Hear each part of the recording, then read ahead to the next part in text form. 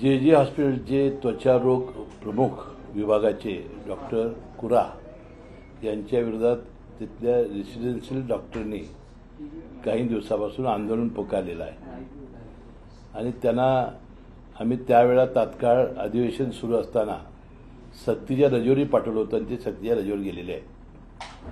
परवा दिवशी म्हणजे मंगळवारी अधिवेशनानंतर मुंबईत आल्याबरोबर मी या मार्डच्या डॉक्टरांची चर्चा केली आणि कारवाई करण्याचे सुद्धा मी त्यांना संकेत दिले होते. आता परवा दिवशी भेटल्यानंतर एक दिवस मध्ये गेला, लगेच एक दोन दिवसांनी त्यांनी आंदोलन करणं योग्य नाही. कारण नागपूरवरून सगळी मंडळी अजून अधिकारी इथं आलेली नाहीत.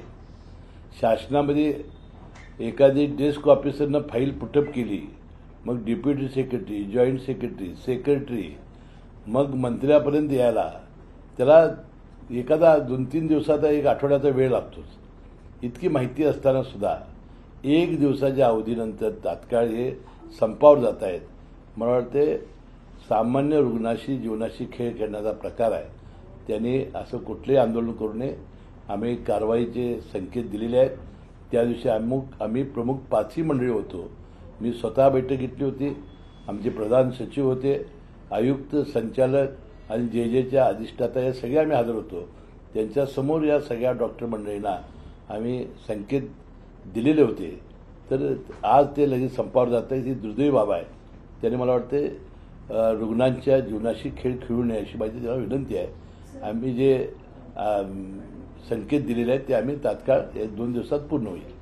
पण हे जे डॉक्टर्स आहेत मार्डचे, त्यांचं असं म्हणणं आहे की जे प्रमुख आहे डॉक्टर कुरा हे मानसिक त्रास देत आहेत आणि वारंवार त्यांना परीक्षेमध्ये ज्या धमक्या दिल्या जात आहेत त्यावरती त्यांनी जी भूमिका मांडली की याआधी त्यांना 15 दिवस निलंबित करण्यात आलं होतं आणि त्यानंतर आता त्यांना पूर्णपणे या पदावरनं हटवण्याचं त्यांची मागणी आहे. काय सांगा? नाही, त्यांची चर्चा केली मी. त्यांच्याबरोबर संपूर्णपणानं सविस्तरपणानं चर्चा केलेली आहे.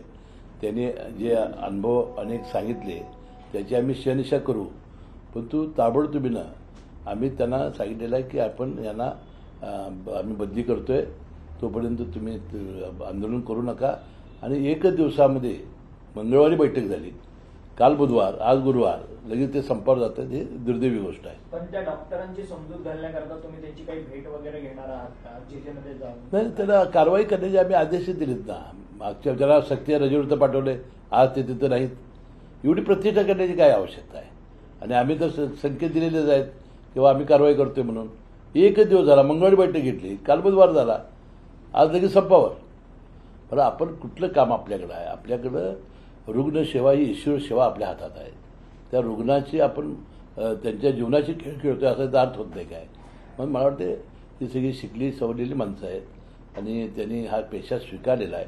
त्यांनी तात्काळ हे आंदोलन न करता काही वेळ आम्हाला दिला पाहिजे. प्रशासनाला वेटीस धरण्याचं काम डॉक्टरांकडूनच केलं जातं. मग मार्डच्या कायद्याच्या अंतर्गत त्यांच्यावरती काही नाही, आम्ही त्यांना सांगितलेलं आहे की बाबा आम्ही तुमच्या ज्या तक्रारी आहेत त्या आम्ही नक्कीपणानं चौकशी करू, तोपर्यंत त्यांना आम्ही दूर ठेवू. आम्ही सक्तीच्या रजेवर पाठवलं, त्यावेळी त्यांचं समाधान झालं नाही, ते अडूनच बसले. आम्ही सांगितलं आम्ही करू, परंतु काल मंगळवारी भेटले, आज बुधवार, काल, आणि लगेच ही अशी कृती करणं योग्य नाही असं माझं मत आहे. नाही, भेट घेण्याचा समान आम्ही कृतीच करणार आहोत ना.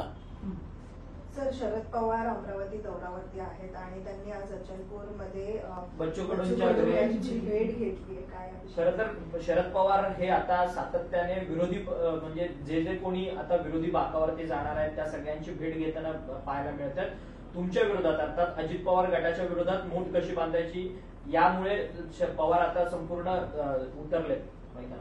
त्यांनी काल सांगितलं की बाबा ही भेट माझी राजकीय नाही, माझी खाजगी चहा पाण्यासाठी मी जातोय, त्यामुळे हा राजकीय त्यांचा हेतू नाही असावा असं वाटतंय आम्हाला. परंतु 2 राजकीय नेते मंडळी ठीक आहे, त्या जात आहेत, चहा पाण्याला जात आहेत, त्याला काय करायचं आपण. सर, बच्चू कडू असंही म्हणतायत की आम्ही सध्या एकनाथ शिंदे यांच्यासोबत आहेत, कारण ते मुख्यमंत्री आहेत तोपर्यंत त्यांच्या सोबत आहोत.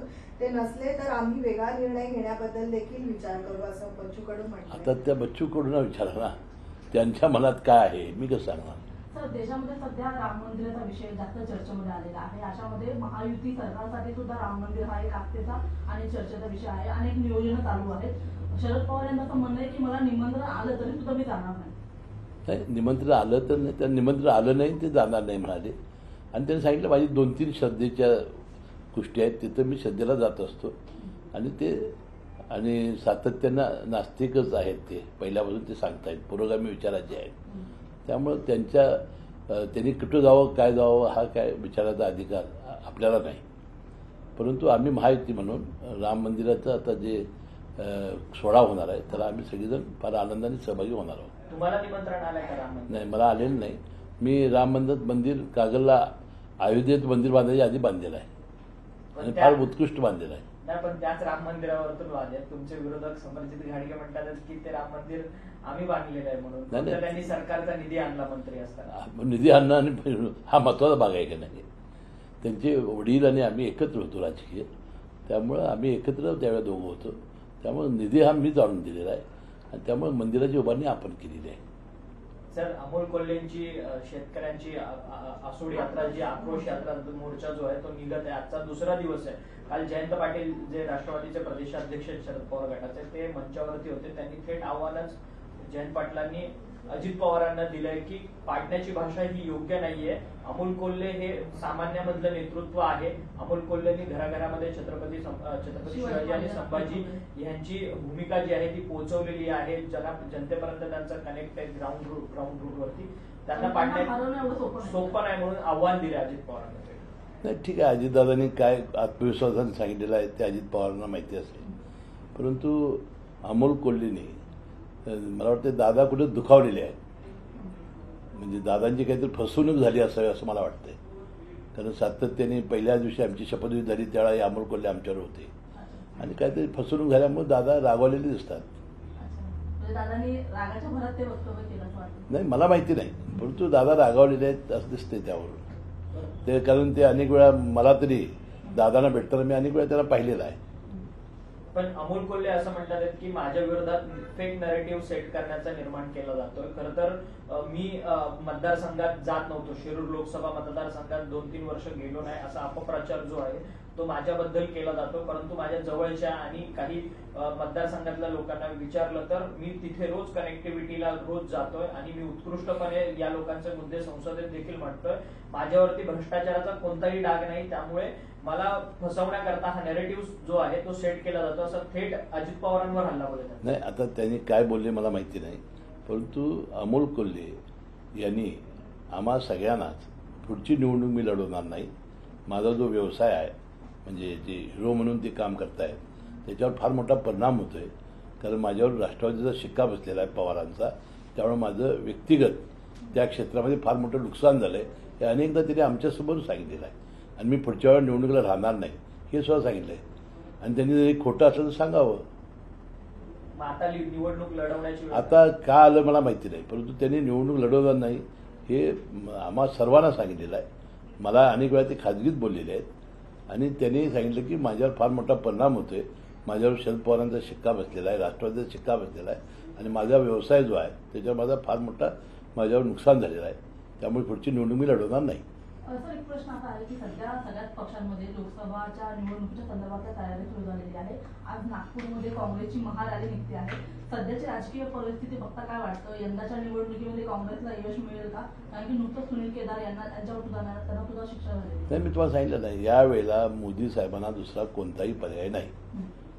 मोदी साहेब हे या देशाचे पुन्हा एकदा पंतप्रधान होणार. राहुल गांधींची भारत न्याय यात्रा देखील 14 जानेवारीपासून निघते. भारत जोडो यात्रेच्या यशानंतर आता भारत न्याय यात्रा जी मणिपूर पासून सुरुवात होणार आहे, ज्या मणिपूरमध्ये महिला हिंसाचार झालेले. गेल्या वेळेस भारत जोडोच्या यात्रेमुळे आपल्याला असं वाटलं होतं की फार मोठा फरक 3 राज्यात तरी होईल. ज्या 3 राज्यांची आता परवा निवडणुका झाल्या, मग त्या यात्रेचा काय परिणाम झालेला दिसत नाही. या पुढच्या यात्रेचा परिणाम होईल असं मला नाही वाटत. आता 2024 हे नरेंद्र मोदींचं वर्ष आहे.